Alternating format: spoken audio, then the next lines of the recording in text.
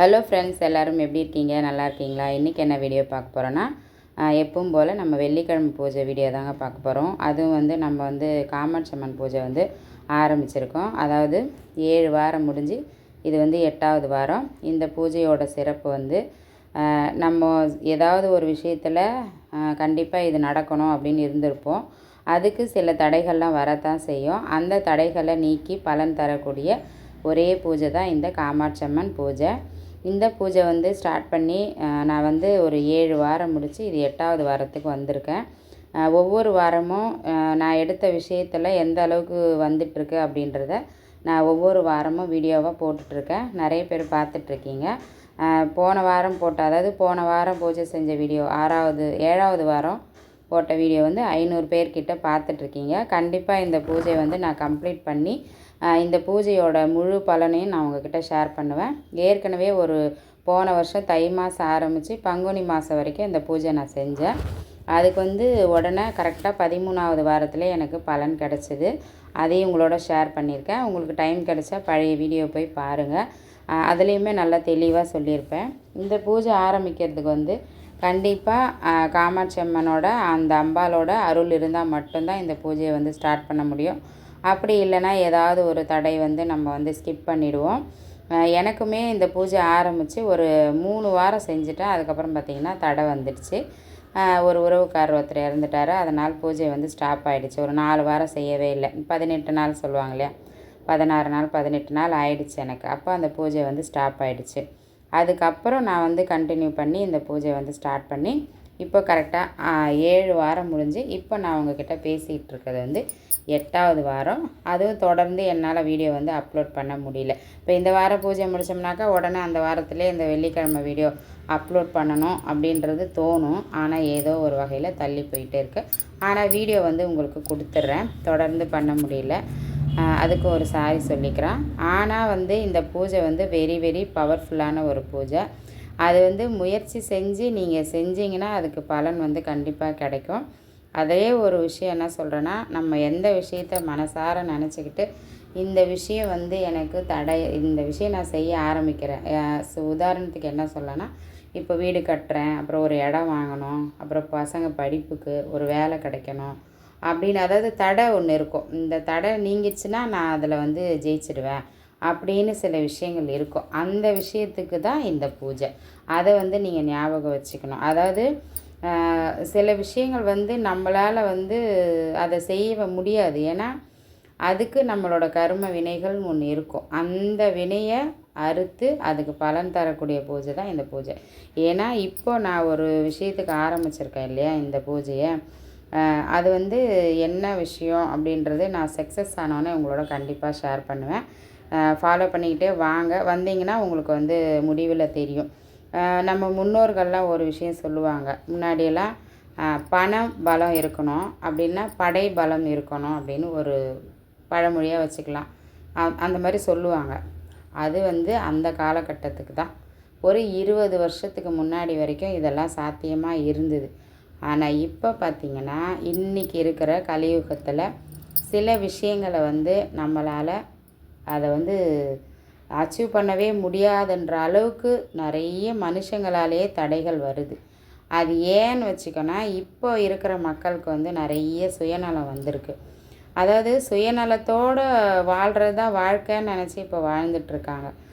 முன்னாடி காலத்துலலாம் எப்படின்னா, எனக்கு இப்போ 40 வயசு ஆகுது, கல்யாணம் ஆகி 20 வருஷம் ஆகுது. அப்போ இந்த காலகட்டம் வரைக்கும் நான் கற்றுக்கிட்ட விஷயங்கள் ஒருத்தர் உதவின்னு கேட்டால் கண்டிப்பாக நம்மளால் செய்ய முடியும்னா முடியும்னு சொல்லுவோம், இல்லைன்னா முடியாதுன்னு நேரடியாக சொல்லிடுவோம். ஆனால் இன்றைக்கி இருக்கிற மக்கள் அப்படி கிடையாது. இது முழுக்க முழுக்க நான் அனுபவிச்சதை தான் உங்களோட ஷேர் பண்ணிகிட்ருக்கேன். ஏன்னா நீங்கள் இப்போ இந்த பூஜையை பற்றி தெரிஞ்சுக்க வந்திருக்கீங்க என்னோடய வீடியோ பார்க்க. இந்த பூஜையால் எனக்கு எவ்வளோ பெரிய நல்லதெல்லாம் நடந்திருக்கு அப்படின்றதையும் நான் உங்களோட ஷேர் பண்ணுறேன். இப்போ இந்த வாரம் கம்ப்ளீட்டாக தொடர்ந்து பார்க்குறவங்களுக்கு தான் தெரியும் நான் சொல்கிற விஷயம். இது ப்ராப்பர்ட்டி இஷ்யூஸ் தான் ஆரம்பிச்சிருக்கேன். அந்த தடையை நீக்கிறதுக்காக தான் இந்த பூஜையை ஆரம்பிச்சிருக்கேன். அதில் என்கிட்ட உண்மை நிறைய இருக்குது. என்னோடது அது, எனக்கு அது வந்தே ஆகணும்னு நான் இறங்கியிருக்கேன் இந்த விஷயத்தில். அப்போது இந்த விஷயத்தில் இறங்கின நான் என்ன செஞ்சிட்டேன்னா, என்ன நான் போய் பேச வேண்டிய விஷயத்த இன்னொருத்தர் மூலிமா இதை பேச வச்சேன். அது முழுக்க முழுக்க அவங்க மேலே இருக்கிற ஒரு அன்பாலையும் பாசத்தாலையும் நம்பிக்கையிலையும் நம்ம ஒரு உறவை அனுப்புகிறோம். நீங்கள் போய் பேசி முடிச்சுட்டு வாங்க அப்படின்னு நம்ம அனுப்புகிறோன்னு வச்சுக்கோங்களேன். முன்னாடி இருந்தவங்களாம் 20 வருஷத்துக்கு முன்னாடி இந்த பழைய ஆட்கள்லாம் ஒருத்தர்கிட்ட நம்ம உதவின்னு கேட்கும்போது அவங்க கண்டிப்பாக போய் அதை கேட்டு தெரிஞ்சுக்கிட்டு சொல்லுவாங்க. இதுதான் யதார்த்தம், இதுதான் வாழ்க்கையினுடைய தத்துவம். ஆனால் இன்றைக்கி கண்டிப்பாக அந்த மாதிரி மனுஷாலே கிடையாது. நம்ம கூட இருந்துக்கிட்டே நமக்கு அது அடையக்கூடாது, இவங்களுக்கு இது கிடைக்கக்கூடாது அப்படின்ற ஒரு எண்ணத்தோடவே நம்ம கூட பழகிட்டுருக்காங்க. கண்டிப்பாக நீங்கள் தெரிஞ்சிக்க வேண்டிய சூழ்நிலை வரும்போது ஒதுங்கிடுங்க. அவங்கள போய் திருத்துறது நம்மளோட வேலை கிடையாது. ஆனால் நாம் அவங்கக்கிட்டேருந்து விலகி வந்துட்டோம்னாவே நம்மளோட சில விஷயங்கள்லாம் நம்மளாலேயே சரி பண்ணிக்க வேண்டிய ஒரு அவசியத்தில் இன்றைக்கி இருக்கோம். ஒன்று, நம்ம பெற்றவங்க நம்ம நன்மைக்காக சொல்லுவாங்க. அப்படி இல்லையா, நம்ம உறவுகள் நம்ம மேலே பாசமாக இருந்தால் சொல்லுவாங்கம்மா, இந்த மாதிரி நடந்துக்கோமா, இதை நீ இப்படி செய்யுமா, உனக்கு இது நடக்கும் அப்படின்னு சொல்லி தரக்கூடிய காலகட்டத்தில் நான்லாம் வளர்ந்துருக்கேன். ஏன்னா அப்படி தான் எங்கள் வீட்டில் தாத்தா பாட்டி சித்தப்பா சித்தி உறவுங்கள்லாம் அப்படி தான் சொல்லி வளர்த்துருக்காங்க. ஆனால் இன்றைக்கி இருக்கிற மக்கள் இத்தனைக்கும் நான் அனுப்பி வச்ச ஆள் வயசில் மூத்தவங்க தான். ஆனால் அவங்களுக்குமே அந்த எண்ணங்கள் இப்போ இல்லை. அதனால் அந்த மாதிரி ஆட்களை எனக்கு காமிச்சது இந்த பூஜையில் கிடைச்ச ஒரு பலன் சொல்லலாம். ஏன்னா நான் அவ்வளோ முட்டாள்தனமாக ஒரு நம்பிக்கையில் நான் இருந்தேன். அந்த உறவுக்காரங்களை இவங்க இதை போய் சரி பண்ணி கொண்டு வருவாங்கன்னு. ஆனால் அது நடக்கலை. அதை காமிச்சு கொடுத்தது இந்த அம்பாள் தான். இந்த பூஜையினால் ஒரு 20 வருஷமாக நான் அவங்களோட பழகிட்டு இருந்தேன் நல்லவங்கன்னு நினச்சி.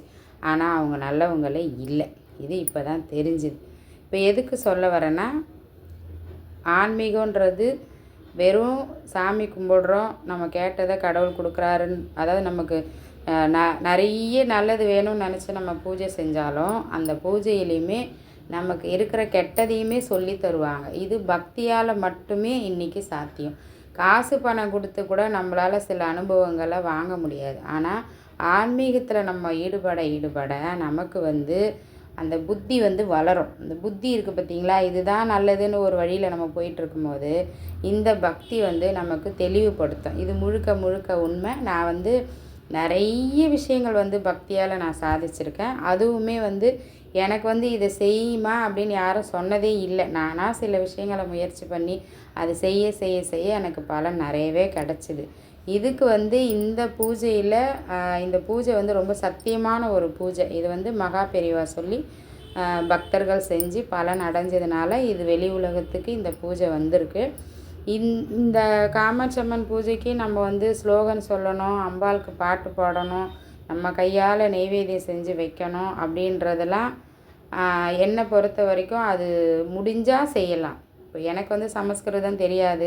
நான் ஒரு லலிதா சரஸ்ராம சொல்கிறேன்னு வச்சுக்கோங்களேன். அதில் ஏதோ ஒரு சில வார்த்தைகள் நமக்கு வாயில் நுழையாது. சமஸ்கிருதம் படித்தவங்களுக்கு அழகாக சொல்லுவாங்க. இல்லை கற்றுக்கிட்டா அதுவுமே கரெக்டாக வரும். நான் அதை கற்றுக்கவும் இல்லை, காதார கேட்டிருக்கேன், அவ்வளோதான். ஆனால் நான் அம்பாளுக்கு இதை செஞ்சே ஆகணும் அப்படின்லாம் நான் செஞ்சது கிடையாது. அதனால் நம்ம முழுக்க முழுக்க நம்மக்கிட்ட உண்மையான ஒரு பக்தியும் உண்மையான எண்ணங்களும், இந்த பொருள் என்கிட்ட சேரணும், அதுக்கு என்னால் நான் போய் வாங்க முடியல, எனக்கு இதை வாங்கி கொடு அம்மா காமாட்சி அம்மன் தாயே அப்படின்னு சொல்லிட்டு நம்ம முழுசாக அம்பாள்கிட்ட சரணாகதி அடைஞ்சிட்டோம்னாக்கா அவள் கண்டிப்பாக நமக்கு வாங்கி தருவான்ற தந்துருவா. அந்த நம்பிக்கையில் தான் நான் பூஜையை தொடர்ந்துட்டுருக்கேன். ஆனால் உண்மையிலே சொல்கிறேன், இந்த பூஜை செய்யணுன்னா கண்டிப்பாக மனசில் ரொம்ப தைரியம் வேணும்.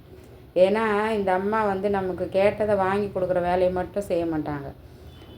அந்த இடத்துல என்னென்னலாம் கஷ்டங்கள் இருக்குது, எதெல்லாம் தப்பு நடக்குது, உனக்கு இந்த தப்பு நடக்குது, நீ இதை சரி பண்ணிக்கோ அப்படின்றத முழுக்க இவங்க எனக்கு நிரூபித்து இல்லை, அதாவது காமிச்சு கொடுத்துட்டாங்க. நீ இவங்களோட பழகினா உனக்கு கிடைக்காது, நீ தள்ளி வந்துடு அப்படின்னு இந்த உலகத்தில் யாருங்க சொல்லுவாங்க? ஒரே ஒரு ஆள் தான் சொல்லுவோம். நம்ம பெற்ற தாய் மட்டும்தான் நமக்கு இது தப்புமா, இவங்களோட சேராதம்மா அப்படின்னு சொல்லுவாங்க. அப்படி இல்லைன்னா கூட பிறந்தவங்க ஒரு அக்கறையில் சொல்லுவாங்க. அதையும் தாண்டி இன்றைக்கி இருக்கிற உலகத்தில் பெற்றவங்க கடைசி வரைக்கும் நம்ம கூட இருக்க போகிறது கிடையாது. நம்மளை வளர்க்குற வரைக்கும் தான் அவங்களோட வேலை. நம்ம வளர்ந்துட்டோம்னாக்கா நம்ம தான் கற்றுக்கணும் அந்த உலகத்துக்கு. அப்படி ஒரு விஷயந்தான் எனக்கு இந்த விஷயத்தில் நடந்திருக்கு.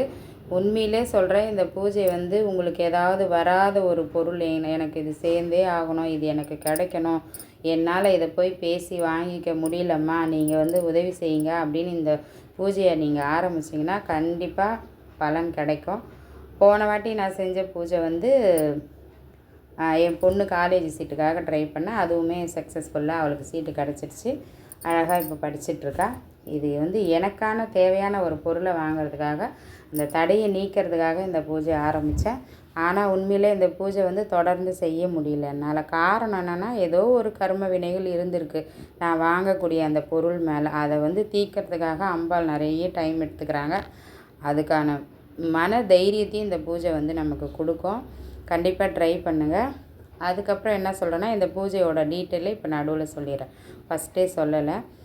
இந்த பூஜைக்கு வந்து நம்ம காமாட்சி அம்மன் படம் ஒன்று எடுத்துக்கணும். அதுக்கப்புறம் நெய்வேத்தியமாக அவங்களுக்கு வந்து வெத்தலைப்பாக்கு பழம் வைக்கலாம். அதுக்கப்புறம் என்ன செய்கிறீங்கன்னா, நம்ம ஒரு அகல் விளக்கு, அதாவது 16 வாரம் இந்த விளக்கு ஏற்றணும். அதில் முதல் வாரம் ஒரு நெய் தீபம், ஒரு அகல் தீபம், 2வது வாரம் 2 அகல், 3வது வாரம் 3 அகல் அப்படின்னு சொல்லிட்டு 16 வாரத்துக்கு ஒவ்வொரு அகல் விளக்காக நம்ம அதிகப்படுத்திக்கிட்டே வரணும் நெய் தீபம்.